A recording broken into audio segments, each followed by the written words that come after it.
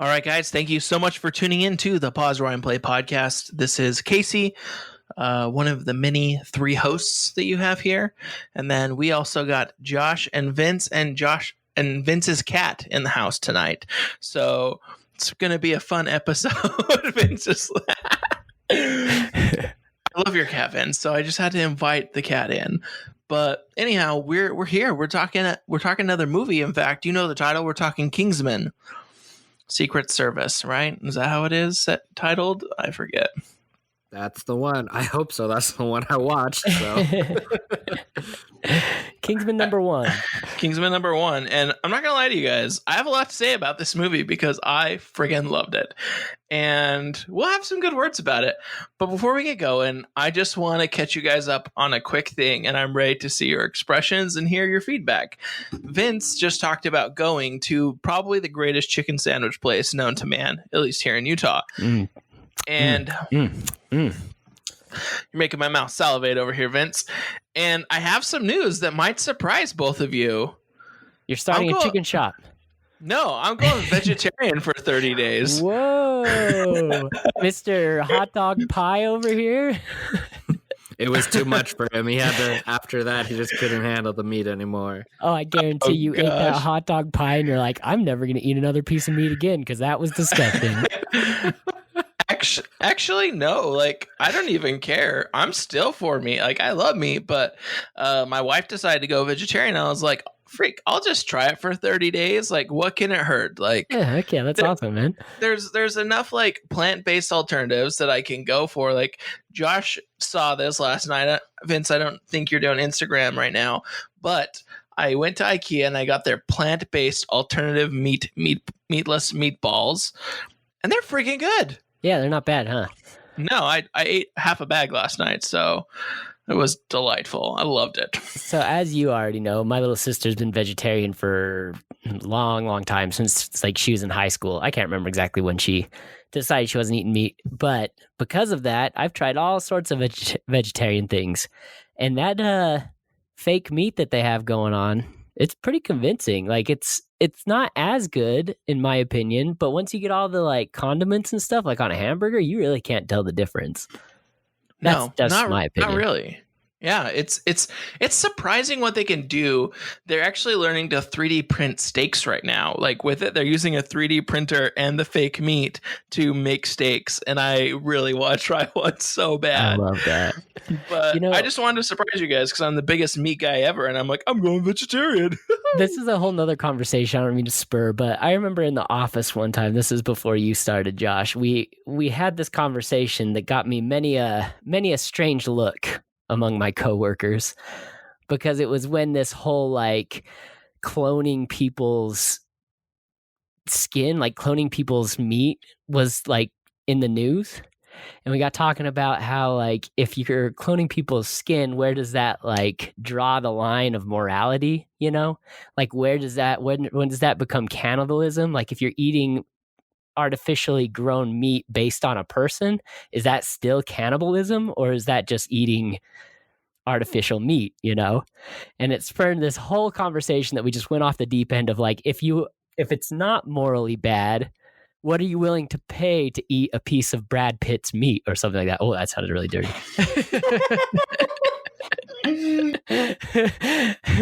Vince, no! It's a whole thing. We'll have to put the warning on this one when you put it on YouTube now. It's Halloween season, guys. Anything goes. Anyway, congratulations, man. That's cool. Let me know how it goes. Yeah, I've learned a lot about alternative foods and like just things I didn't actually expect to enjoy, and it's been fun. Like, I'm a huge fan of mushrooms. Oh, me too. So it's really easy for me to be like, oh, I'm just throwing mushrooms in there to give it a meatier texture.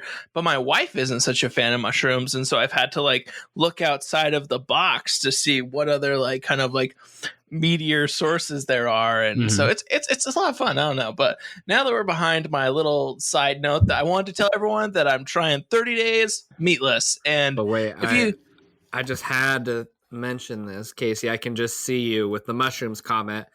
I can see you, even though you're all for going the vegetarian, being like Ron Swanson on Parks and Rec, going over to the grill and being like, "Oh yes, the meat," and being like, "What is this?" And he's like, "It's a portobello mushroom." He's just like, "No, where's the steak?" At least that'll be me. I'll come over to your house, Case, and I'll be like, "Ah, yes, the meat, and it's mushrooms."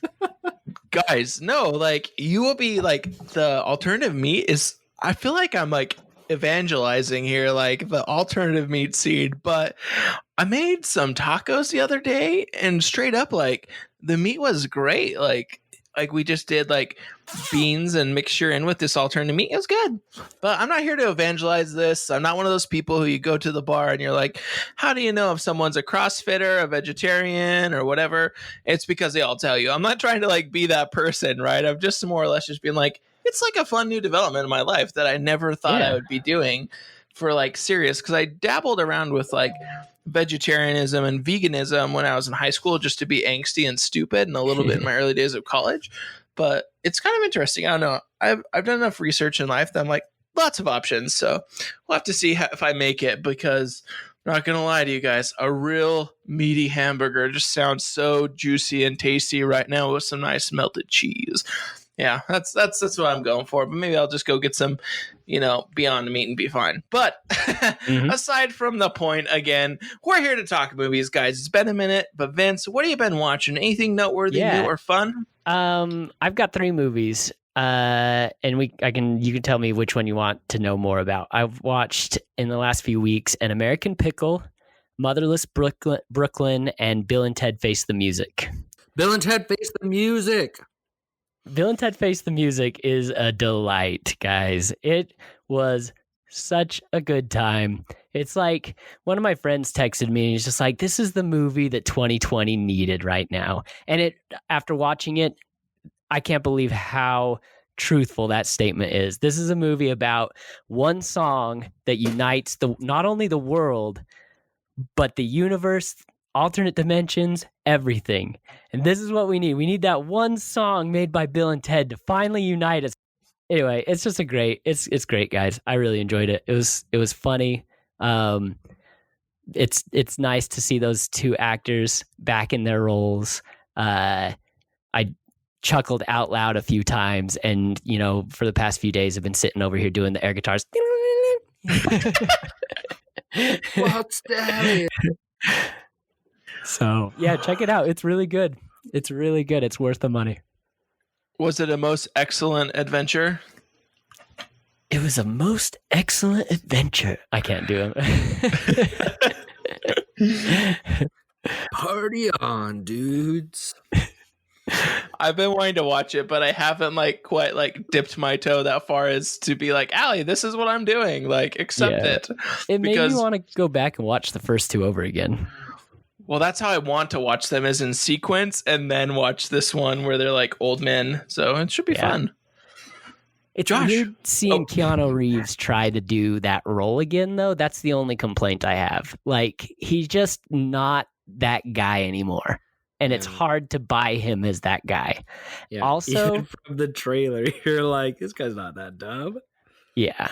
And also, I can't believe how much better looking Keanu Reeves is with a beard versus without the beard.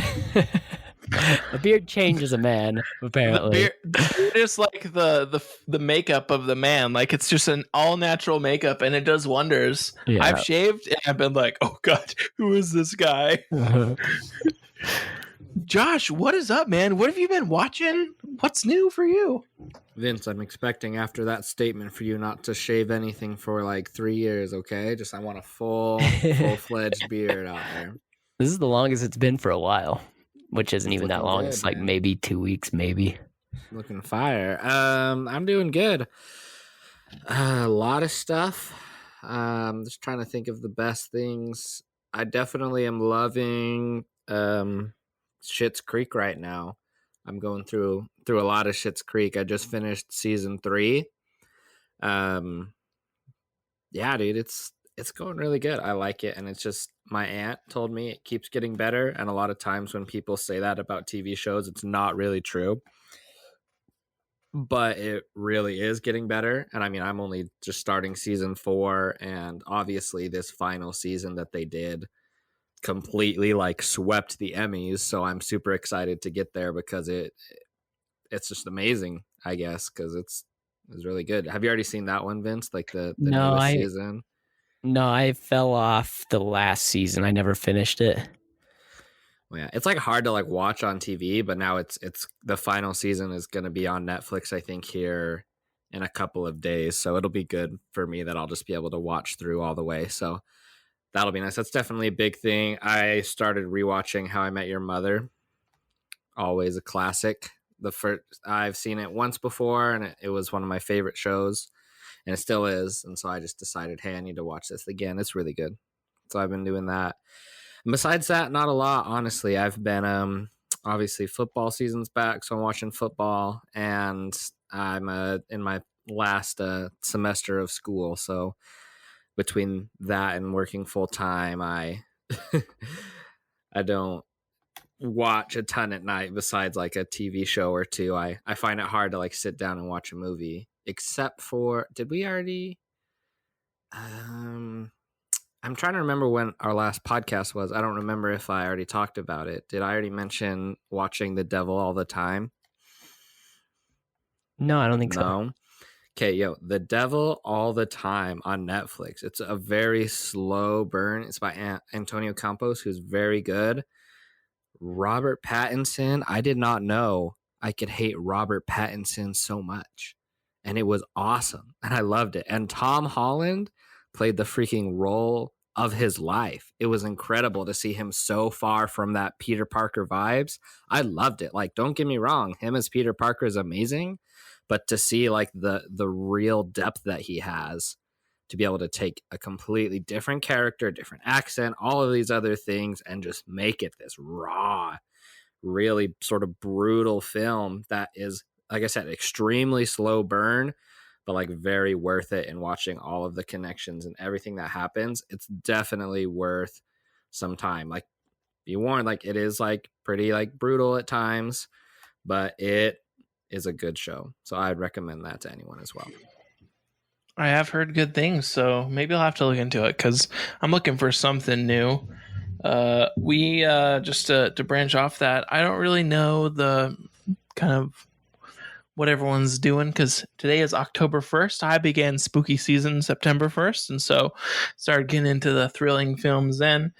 But we watched Antebellum, which is a very impressive film. I will have to say that because I'm curious why people didn't like it as much, but it is so fantastic. It's a well told story, and it's kind of a mind trip. Like it'll mess you up a lot for a minute there.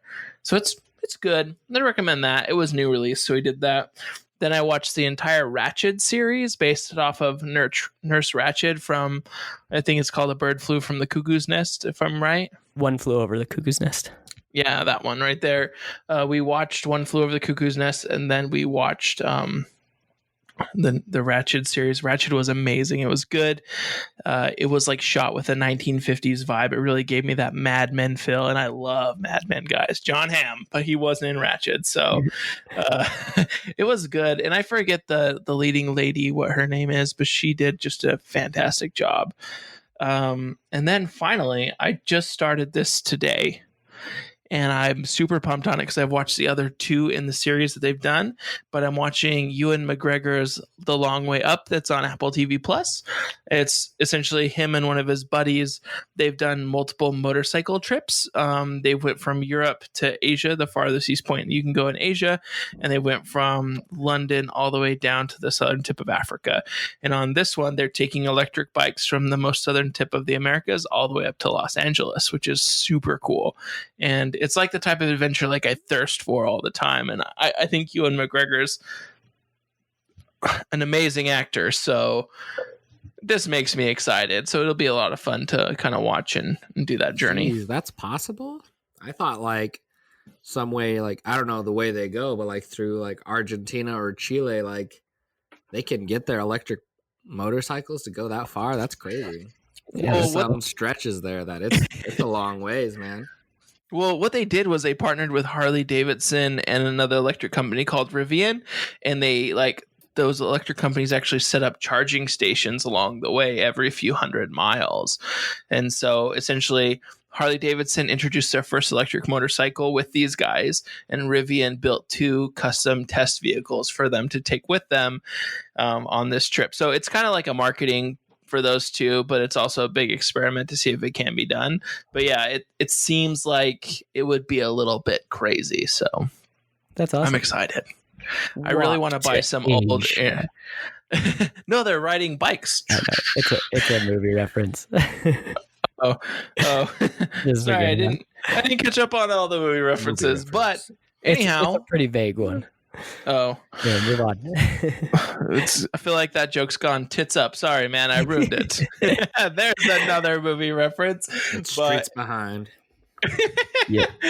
But should we get into the movie, guys? Should we talk about this real quick before we jump into the movie? We just need to have a moment of silence for our dearly beloved, fallen favorite TV series -- one of our favorite franchises of all time. Rest in peace, The Dark Crystal Netflix TV series. We barely knew you. I close my eyes. I look back at the moment, and the moment's gone. Bye, my lover. Bye, my friend. It deserves so much more, though. I'm not gonna lie, Vince. I would have loved another series of that. From what I watched, I never completed it, and this is my own fault, right? But I enjoyed it, and if there was more, I guarantee I would have watched more. Yeah, I'm rewatching the series just to say my goodbyes. I'm finishing the last book in the young adult series novels. I only have about 15 pages left, and the books end at the same time as the TV series, the first season of the TV series. So hopefully, Jim Henson Company says that they are going to finish this story that they've started. They just don't know how at this point. So it could be comic books, could be novels, maybe another network will pick it up. Yahoo Screen, Unity or whatever it is. YouTube TV. It's YouTube TV.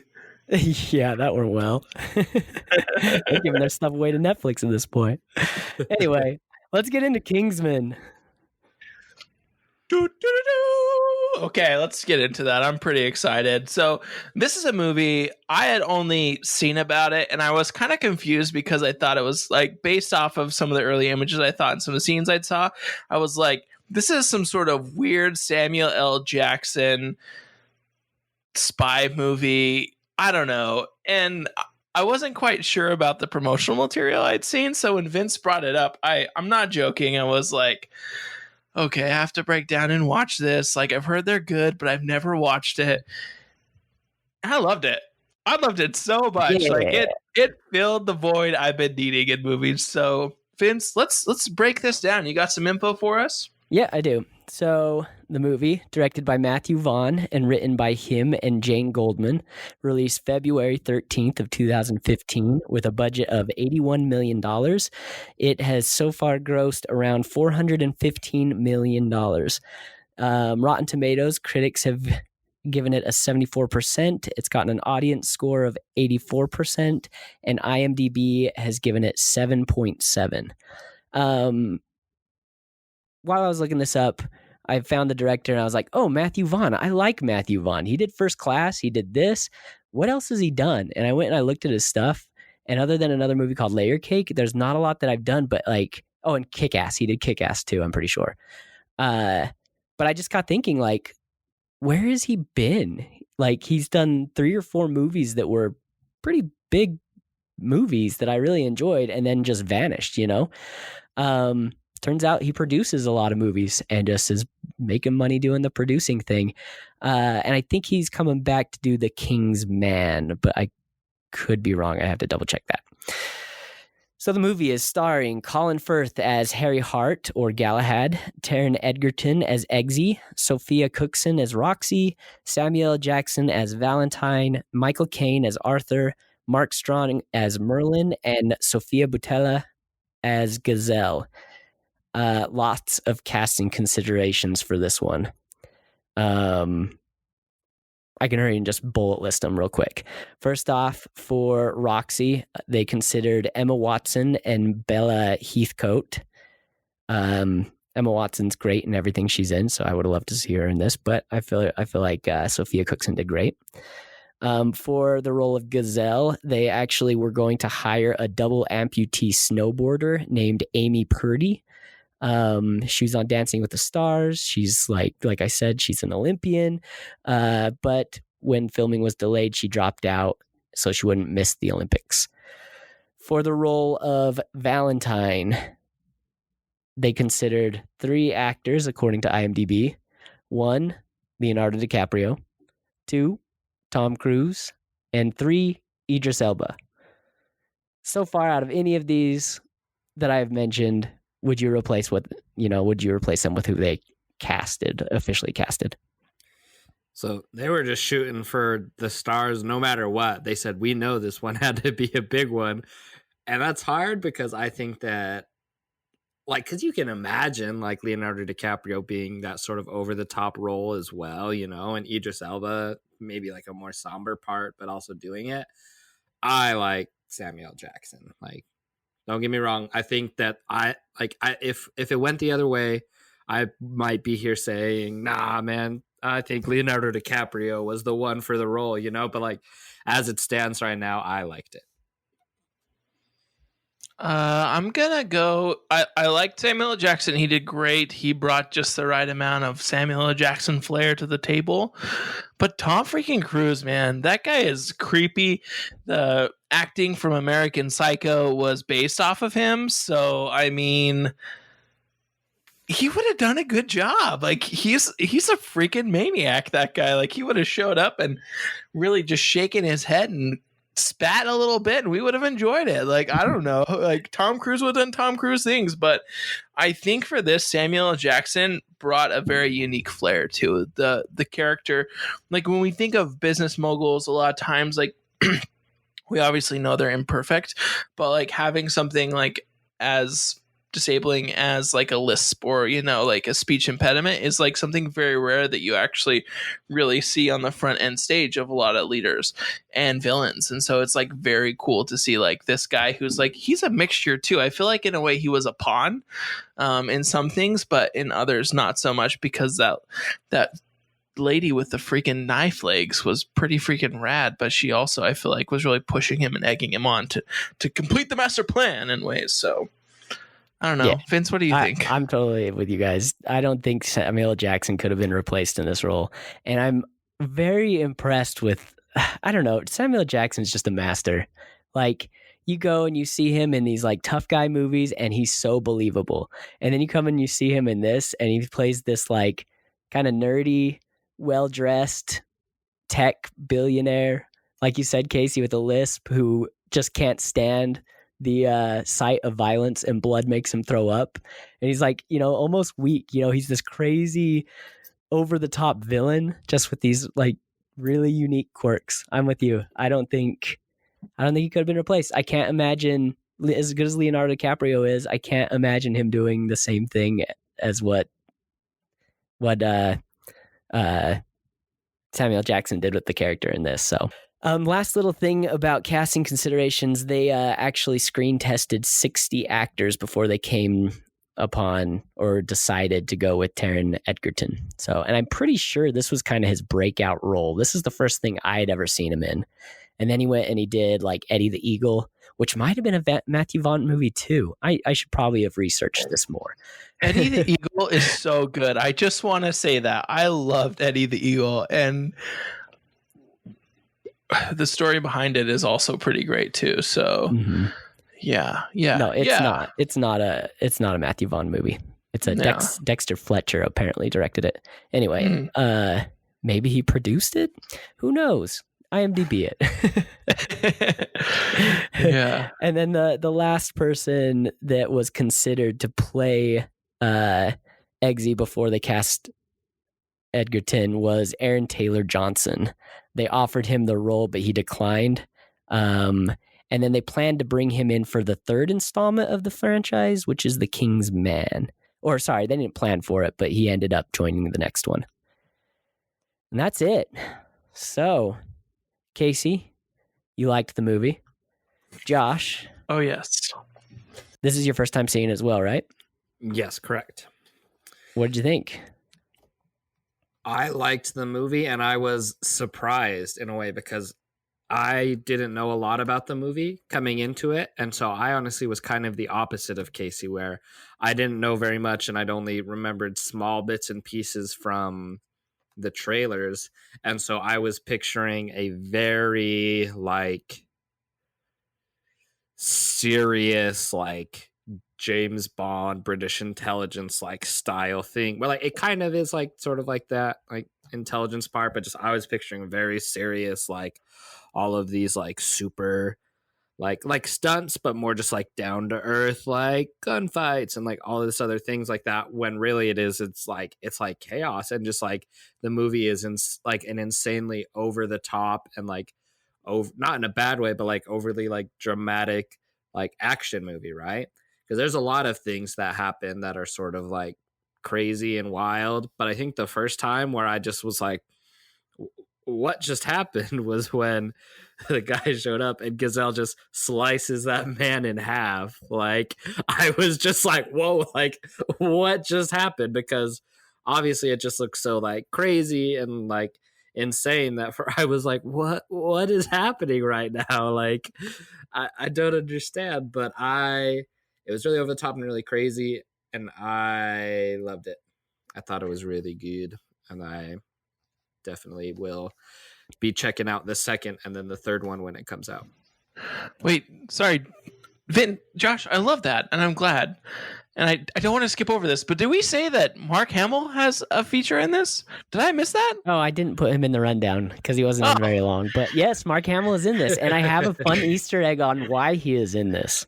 Well, his voice sounded just like the Joker for a little bit in it, like when he's doing it. But what's your Easter egg? Sorry, Josh, I'm proud of you. I love what you had to say, but like I just had to bring up Mark Hamill.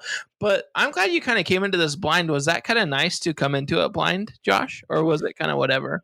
It was just interesting because I wasn't expecting this over the top, crazy like action film. I also had no clue who was in it. So when we had people like Mark Hamill and Samuel Jackson showing up, I was like, what the, and Michael Caine. And like, I was just like, whoa, like this is crazy. Like I wasn't expecting this for the movie. So it was definitely very cool to come in and like being prepared. Not like that I wouldn't think Vince would make a good recommendation, but I was prepared to be like underwhelmed.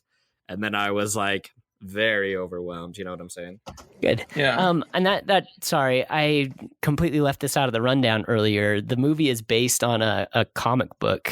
It debuted in 2012, titled Kingsman: The Secret Service. There's a couple of sequels, written by Mark Millar, who's a comic book legend, and illustrated by Dave Gibbons.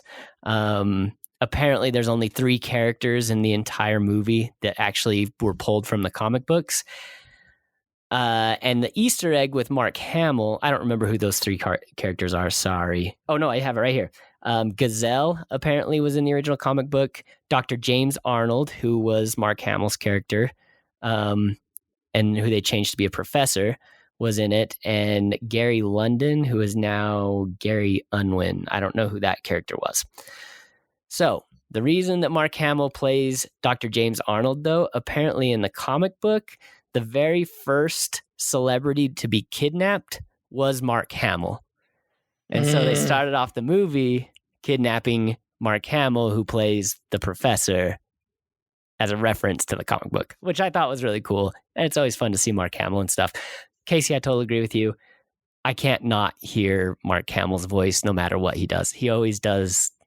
It's just so recognizable at this point. You know, it's just Mark Hamill doing the Joker as this character. Mark Hamill doing a Skeksis, but sounds exactly like the Joker. Mark Hamill's one of the Skeksis, by the way. Yeah. Back to the Dark Crystal.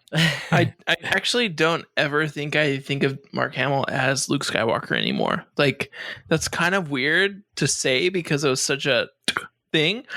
But yeah. Anyhow, we can get off our Mark Hamill train that I brought us to, and the Skeksis and everything. I just took us back 4 steps. But Vince, why did you recommend this movie to us? So I was the opposite of you guys. I ate up every bit of promotion that this movie had when it came out, because I grew up with my cousin Andy, who was on our Skyfall episode, who was just a huge fan of the James Bond movies. So, I've been into James Bond since I was a little kid because my dad was into it. We had all the old movies laying around. My cousin was super into it. Just James Bond was a thing. And so when this started to be promoted, it was like, oh, look at this new modern take on a James Bond film. I was just sold, and I'm just a sucker for over-the-top action blockbusters. And that's what this movie delivers in force, is over-the-top action, well done action, So I don't know. I saw it forever ago, and it's been one that I've been wanting to rewatch for a long time, but it hasn't been on streaming. And The Kingsman is coming up, and there's a sale on iTunes for both movies for $10. I was like, well, we're doing this. Sorry, guys. Hope you're into it. But it's fun. Like, it's a James Bond movie for millennials. I feel like it's fast paced. It's got all the references to a James Bond movie. It's got the over the top villain who has his, underground mountain lair, who just has this over the top take over the world type plan. It's got your memorable Muscle, kind of the villain's Muscle, who has some special quirk, like in this one, it's Gazelle, who has her sword legs. In the James Bond movies, you got characters like Oddjob, who is a little person who throws his hat at people. That's his quirk, and his hat like hurts people. Or there's the opposite on the other end of the spectrum, Jaws, who in the James Bond series, Jaws, who is this giant man with metal teeth. Mm-hmm. Just all these characters from the old James Bonds had these quirks, and both Valentine and Gazelle had this. And I love that they just reference the James Bond movies through the whole thing. It's just absolutely great, and it's just a lot of fun. It's funny, it's entertaining, it's just one you can sit back and enjoy. And yeah, it's good. So I just have to ask you guys after, and Josh, I'm especially interested in your answer to this, because again, you're new to this James Bond franchise. And Casey, I do want to hear your opinion too. It's just Josh is a little bit younger than us and has no experience in these types of things, or in this type of movie. What do you prefer? Do you prefer the serious, and both you guys, do you prefer the like serious James Bond movies that we're getting now, or do you enjoy this like over the top, silly, let's not take ourselves too seriously, let's play with the gadgets and make jokes and run around and have a good time version? Which, if you had to choose one of these, both of you guys, if you had to choose one, which type of James Bond movie would you go with? So, like, I don't want people to hate me. Please, if you hear this, don't like stop listening to the podcast. But as not seeing very many and not being very far into that world, as far as just comparing the two, I would probably have to go with the modern funny like James Bond version. And I don't get me wrong, I'm still like 100% all for this serious James Bond movies that we're getting now, but Kingsman I thoroughly enjoyed, and it kept me like it would surprise me a lot of times with all of the violence and everything going alongside the humor and everything else that was happening. It was still very like serious and like crazy, all the stuff that would happen, and them like in the training and everything like that was also very, very rigorous and very cool. But I just thought that it was like, I don't know, just like I don't know. I think you could cut me just like freaking flailing at the end of this. Yeah, I'd say Kingsman for me was what I preferred. And like I said, it's really hard to actually make a judgment because I've seen one Kingsman movie and one (2) James Bond movies. So like take that as you will with a huge old dollop of salt. Okay, well, this makes me curious. So you're a Kingsman fan. Casey, you have a background with James Bond. I have a background with a lot of like spy movies. Like, this is my jam. Yeah, so you got the background with this. You're my age. What do you prefer? This is going to be like an interesting. Oh man. Well, this is what's really hard, right? Is like I prefer the Bourne series over James Oh. Bond. So that's like something for me. Like I love James Bond, and like I've watched James Bond we've had since I can remember, and like I grew up watching with, oh gosh, who's that handsome devil who does it, who's like an old man now, Silver Fox, Pierce Bronson. Yeah. Like I remember Pierce Bronson, then Daniel Craig coming in, right? And like the Pierce Bronson films, they were kind of quirky. They kind of had like a lot of playfulness, but it was very unrealistic and very far out, right? Very similar to some parts of this series. But then you have like the more serious, like serious Bond, meathead, breaking shit down Bond that we have with Daniel Craig. And I like those too. Like that's the thing, is like I really like them. I think Daniel Craig's performance as James Bond has been outstanding. And then stepping back and comparing it to like the Bourne series, right? That's a very serious series. Like it's very like dark. It's like the government is after an agent. Like that's the type of stuff I enjoy. And so like this film actually was just that nice, warm, I don't know what you would call it, like pocket for me. I really liked it because like there were times I was like, oh gosh, this is a little bit out there, but I was entertained the entire time, which was good. And it still like it had references to like, for instance, like the name Lancelot and like Arthur and Merlin. Like it resembles a round table, like it's classic knighthood stuff, and it's really cool. And I love that. And then they combine like the dapper British gents with a bespoke suit, and like it's really fun. And then having Colin Firth in here as like the lead guy, who would have thought about that? Like, oh my goodness, he did so good as like that. I mean, he trained for like 9 months for this part too. So it wasn't like he was just like woke up one day and was like, oh, I'm going to do this. It was more like he worked at it and he became, which I thought was super cool. And he did all of his own stunts in this. Yeah, amazing. Or at least did all of the fight scenes and everything. Like, guy's good. Yeah, the guy is so impressive, and I love that about him. And he's really captivating in my opinion on what he's able to do, and his presence. Like he did the King's Speech, he's been in a lot of shows, right? Like a lot of people know who he is, and this I felt like was a different role for him, and it was good. And then like Taron Egerton, is that his name, right? I think I butchered it, but he did great as well. And he's like, to me, he's still relatively new. I've seen him in a couple films, but he was good and it was enjoyable. Like his kind of hood rat upbringing to like, he went from being like a British gopnik to being like this dapper British gent. And I love that. Like he really showed who he was, and like his compassion and his caring through it. Like, man, if shooting your puppy is a failure, count me in every time, because that was like super harsh, but it was, I don't know. I would go with a good mix of the two. Like I would like a little bit more quirkiness in a Bond film, but also I've enjoyed the realism in it. And I would say like the Kingsman, I hope that they're able to continue and do a number of these films. I think this could be a universe worth exploring, because so many people get tired of beating the same dead horse with serious James Bond. And so I don't know. Could continue to be good, but I would go with Kingsman any day over a James Bond film at this point.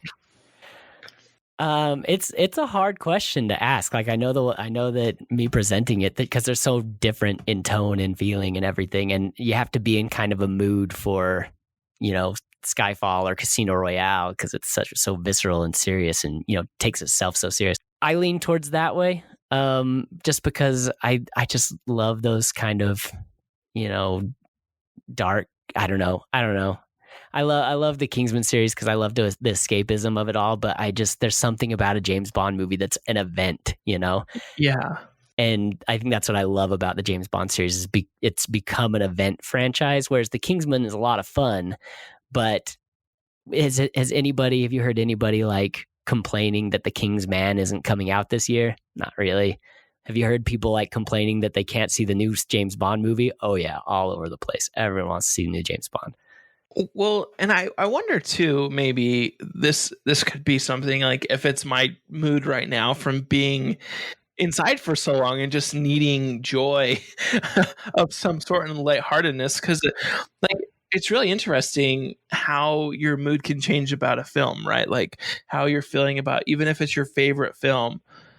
Like I can not watch shows sometimes that I love and have repeat watched because I'm just not in the mood. And I wonder if that's the thing. Maybe give me 6 months and having been outside exploring more, and I'll be like, oh freak, I could go for a Bond film because I love that, neo noir stuff and like noir, however you say it. Like I love that kind of stuff. So maybe it's just the mood, but I'm with you. Like I love the somberness and seriousness and actual like thought put into a James Bond film. But this one had some kind of dumb fun that kept me entertained the whole time. Totally agree. So do you guys have any favorite characters, favorite moments? Casey, I do love how you brought up Eggsy's, rags to riches story. I'm a sucker for this. What streets of England, the way they talk, reminds me of Guy Ritchie movies, of just seeing these like British gangsters do their thing. These British, I eat up all of that. And if I could talk that way, if I could get away with like learning that slang, that British slang, I don't know, wherever they're from, I love it. I just loved listening to them talk throughout the entire thing. Eggsy's probably my favorite character. Well, no, I'm sorry. Colin Firth's character. Harry's my favorite. You can't beat the respect that you give that man. But is there anything specific that stands out to you guys? Any characters or moments in the movie that you absolutely just love?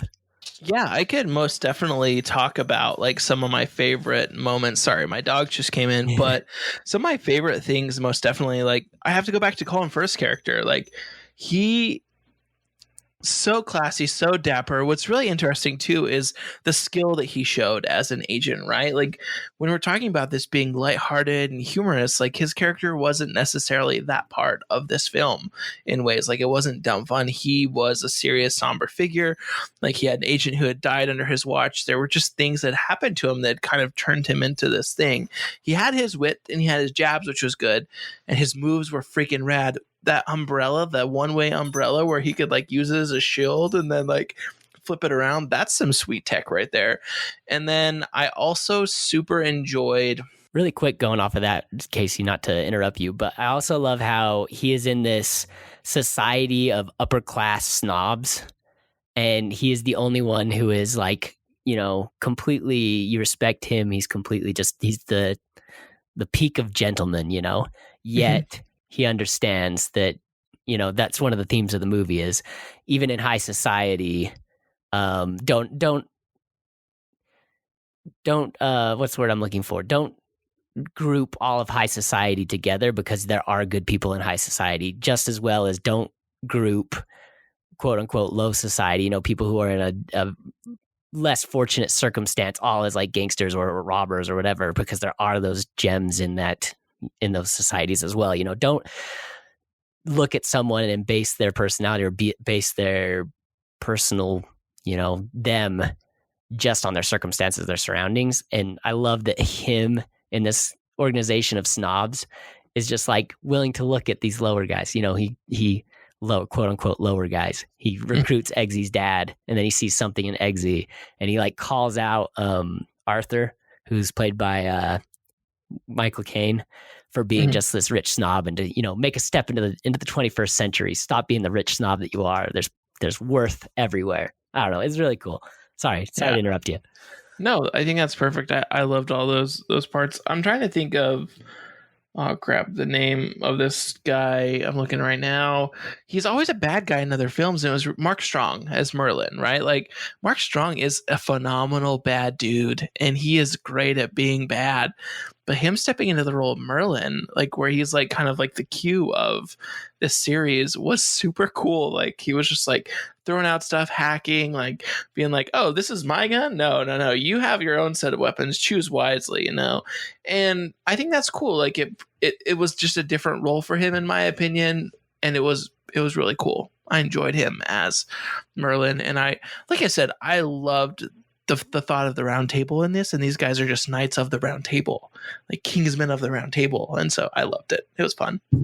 Josh. I was going to say the same thing about Mark Strong as Merlin. I definitely enjoyed him a lot, especially, I kind of already mentioned it before, but especially the whole, like the training and the the whatever it's called, like the process of eliminating people to get in, right?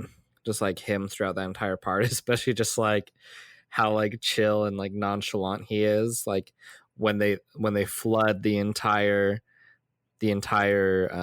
like their dormitory or whatever, and they're trying to get out, and he finally like punches his way out, and they all like fall into that room, and he's just like there taking notes, and he's like, congratulations on your like passing your first test, and he's like so chill about it, like doesn't even give an F. Like he's so like funny but chill. Like I was almost mad that you said it, Casey, because that was the first thing that came to my mind on it. And I love, you know me, I love Samuel Jackson in anything, and I thought that he, like we mentioned before, he can put on a lot of different hats, and so I think it was really cool seeing him do a very different style of character than a lot of his other stuff. Yeah. Samuel Jackson, he did phenomenal in this, and I think the reason he was so good is because of his counterpart. She was like, I just forgot her name all of a sudden. Her name's Gazelle. She's played by Sophia Butella, I think is how you say her name. Butella. Yeah, Butella, whatever. But I think that Samuel Jackson stood alone great, but he was better because of who he was partnered with. And I think that made all the difference in that duo, because she was like tech, but also weapon, but also the legs behind. That's really funny to say, but also he's also missing limbs, like yeah, he's like down for all of it. Well, it wasn't necessarily that. It's more just like she was the push that he had to proceed, right? Like she was that like go-getter. Like he was the ideas man in a lot of ways, and she helped be the go-getter because he's muscle. like, yeah, the muscle. Thank you. That's the one. Yeah. Can you imagine how many floors that Valentine had to replace, though, from those sword feet? Her walking around, like chipping up that hardwood floor. Those aren't very, like, it's a nice little weapon, but man, that is not very convenient. Nope. But they are freaking dope. That's all I have to say about that. They make for some really unique and cool action sequences. Just, I've never seen there is a movie, I don't remember what it was, where the guy has his leg is a gun. I think it might be like one of the Naked Guns or something like that.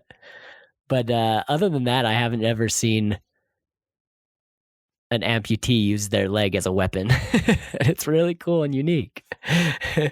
Speaking of the action. Do you remember Planet Terror, where she has the machine gun leg? Oh, yes. That is another one. Yeah. Sorry, I actually was just sort of looking through IMDb, see if I saw anything else cool before we move too far away from him. And I don't know, Vince is Vince, so he might already know this, but Vince, did you know that Mark Strong was also in The Dark Crystal: Age of Resistance? Yes, he plays the Emperor, right? Ordon, yes. Yeah, his voice is very recognizable. A lot of that cast is just like, oh, that's Sigourney Weaver. Oh, that's Taron Egerton, because Taron Egerton, I can't say his name. Taron Egerton plays Rianne, the main character in that. But a lot of those voices. Simon Pegg plays one of the Skeksis. Just the cast on Dark Crystal is just that show is so well done. The same cast, right? Yeah. Sorry, where were you going, Case? No, I was just going to say, that brings us to one of the shining, the highlights of the movies is the action sequences. This Matthew Vaughn, I don't know if it's thanks to him or if it's thanks to his stunt crew or whoever, but they put together some, especially for 2015, these action sequences were like top tier. One of my only nitpicks is now that I've seen the John Wick movies, these ones don't seem as impressive. But when you look at the way that they made these action sequences, they had an editor on set to make sure that everything was tied together perfectly, because there's a lot of like camera movements and spins and fade ins and fade outs. And so they would film it, import it into the computer. The editor would be sitting there on the computer, stitching things together and then being like, oh, we actually need to redo that, because the way that the camera moves, if you pay attention, it looks as if it's a one shot, but it's not. They just use a lot of camera tricks, turning the camera into someone's back and then back out to do another thing. They do a lot of it, especially in the bar scene and the church scene. But it's just really, really cool and just kind of masterfully done. Which of the fight scenes did you guys enjoy most? So there's obviously a lot of stuff that that goes on with all of these fights, and just to make it seem like a one shot is like, number one, truly like insane and amazing with all of the editing and everything. But if you take it one step further, like making things appear as a one shot is something that's very, very cool and like very hard to accomplish, as shown by like Birdman in 1917 and everything. And even just to do it for these fights, to consider the number of people there, because you think about a typical fight scene and you just have some dudes in the middle of wherever, like going at it, right? So everyone else is just sort of in the background doing whatever.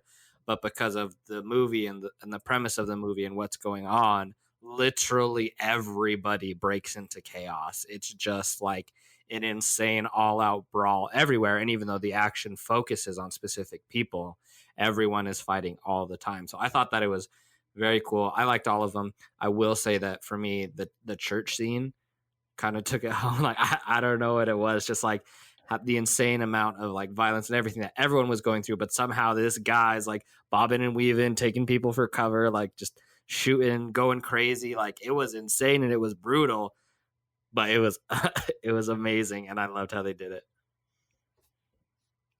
I'm on the same boat. I loved the church fight, but the bar fight was the one where they really started showing off their good camera work and just all about that. And the way he classily does it, close everything out to mind your manners, I think that was it. What did he say? Manners maketh man. Yeah, that one right there. And so that was it. Like, I just loved kind of that introduction we really have to him doing this, because I didn't expect that. And that was nice. But it's one of those things that it kind of led into the church scene, which the church scene was very shocking to me. I was like, oh, whoa, that was not what I expected to happen. And it was amazing. It was fun. It was phenomenal. It was good. And then I think my favorite part of the movie was all the little fireworks that went off at the end. Those were fun. I thought that was a clever way. It also reminded me of playing Halo and turning on balloon mode. Is that what it is? Like popping head mode? And like the confetti would go up. Yeah. Yay! So that's how I felt about that. So I don't know. Like, I think that they really showed a lot of skill and a lot of potential. Like, I haven't seen the next film yet. I'm going to watch it, but I think that they've set it off on a good foot with these fight scenes, and they did a good balance of the fighting, the training, the story building, in my opinion. So it measured out really well. But my favorite would be, I'm going to go with the bar scene, the church scene, and the final scene. I don't know if I can decide. The church thing I remember being very controversial when this came out, and especially from 2020 lenses, you can kind of tell why. Not only is it very brutal, but they say some things that are very offensive, and it makes you feel very okay with the amount of violence being done to these terrible, terrible people. But it kind of offends everybody at once. I don't know. It's just everything involved in that church scene it makes you uncomfortable, and the violence is so over the top. But for some reason, you're just like sitting there, like smiling, like, wow, look at this. This is cool. Look at how well this is done. I don't like the use of, and like I said, it's the John Wick that's spoiling me, where John Wick, his fight scenes are so well choreographed and there's no like time manipulation or anything.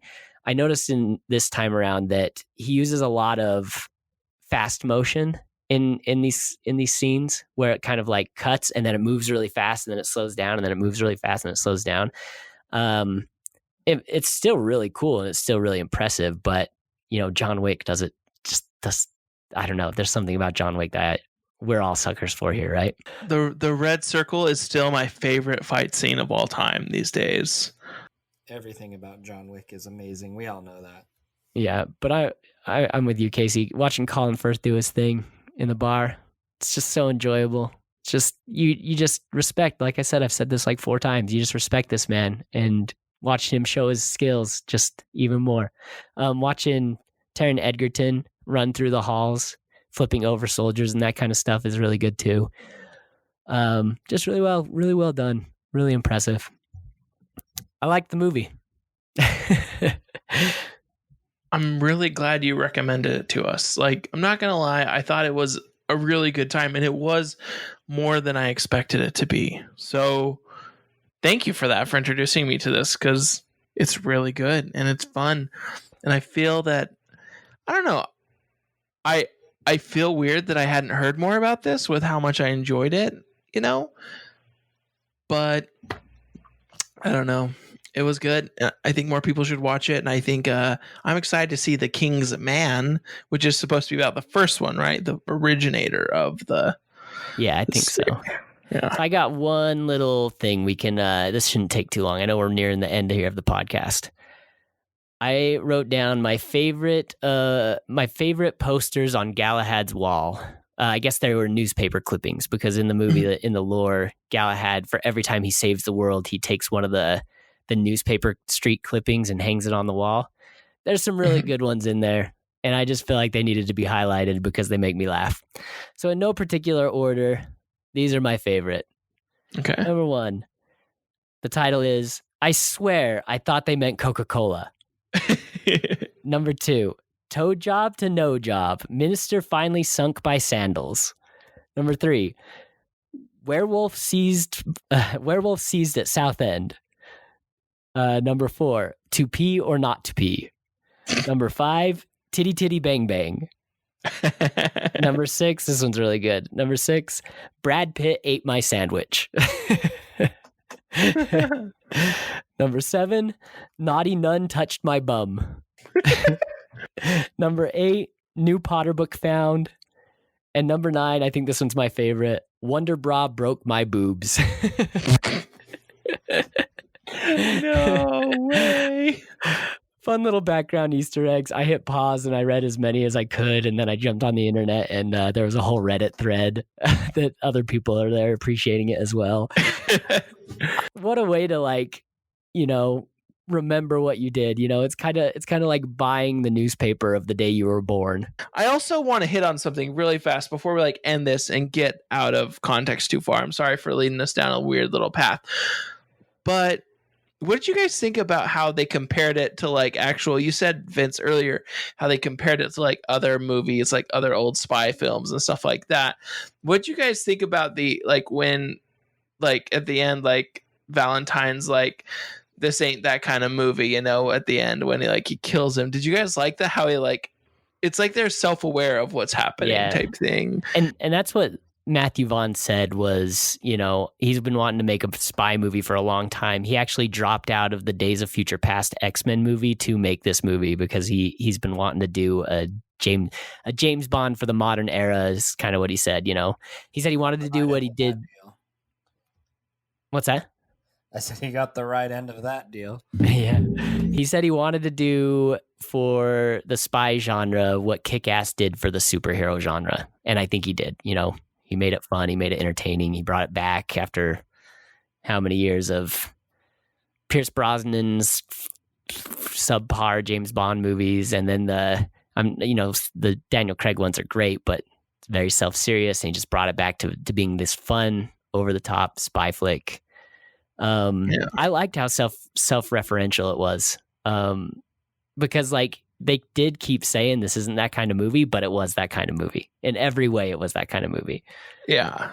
Even to the, the pun that he kind of throws out at the end of the movie, I don't remember what he says to him, but maybe that was the pun. I can't remember. Yeah.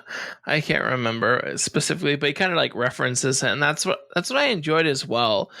Think about it. Over the past number of years, we had Get Smart, right? I don't really remember much of that. Inspector Gadget's not really a thing anymore. Nobody remembers that. And the Naked Gun series is dead. There's no real good comedic, lighthearted spy things that happen. And this was just a good old, like I said, it's a nice pocket of what I wanted. And it fit that mold. So I don't know, it was good. Any last thoughts before we end this, guys? I just wanted to obviously ask for a very non-spoilery brief review from Vince on the second one, because I am very interested in seeing it. Don't remember a lot. Don't remember it being better than this one. That's like sad, but I also completely understand that with how Yeah. good this one was, you know.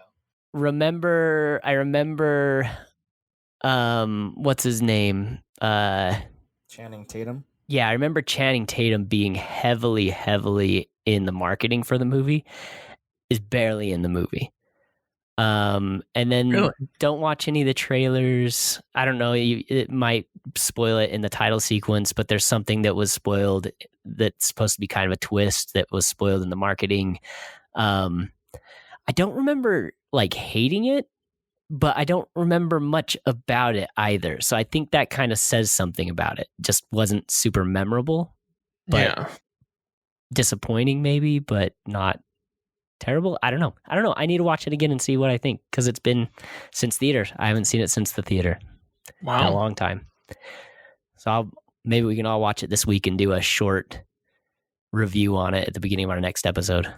Yeah, that could be fun. I would enjoy it. Or don't watch it and we'll spoil it. Yeah. For whoever doesn't. I'm going to watch it because I'm like intrigued now. I'm like, this is what I want to watch this week. So, yeah. Well, Vince, thank you. Josh, thank you for joining me on an episode. But thank you guys for tuning in to the Pause Rewind Play podcast. We appreciate you guys joining us and listening to us and really being a part of our community. We're trying to kind of look into how we can grow this and improve it. I hope this was a fun episode. So, yeah, check us out on social at Pause Rewind Play. Check us out on Twitter, Pause Rewind Play, and prppodcast.com. And also, we're on YouTube. Don't forget that. And so, yeah, let's take it away from here. And remember, manners maketh man.